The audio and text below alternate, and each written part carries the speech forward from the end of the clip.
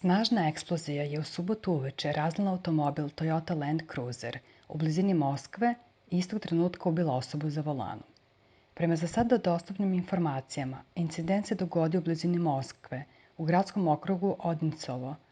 Vlasnica automobila je Darija Dugina, koja se nalazila u vozilu tokom eksplozije, piše Srpski telegraf. Aleksandar Dugin uočen je na licu mesta ubrzo nakon incidenta, vidno šokiran, sudeći prema nekoliko video snimaka koji kruže društvenim mrežama. Darija Dugina je politički komentator i ćerka profesora Aleksandra Dugina, kontroverznog filozofa i publiciste, poznatog po svojim antizapadnim i novoevropskim stavovima, za kojeg su neki na zapadu u više navrata rekli da je pokretačka snaga spoljne politike predsjednika Vladimira Putina i na koga navodno ima veliki uticaj. U julu 2022. godine Aleksandar Dugin našao se na listi osoba kojima je Velika Britanija uvela sankcije zbog sukoba u Ukrajini. Lokalni mediji su već preneli da je Darija kolateralna šteta i da je stvarna meta napada bio u stvari njen otac.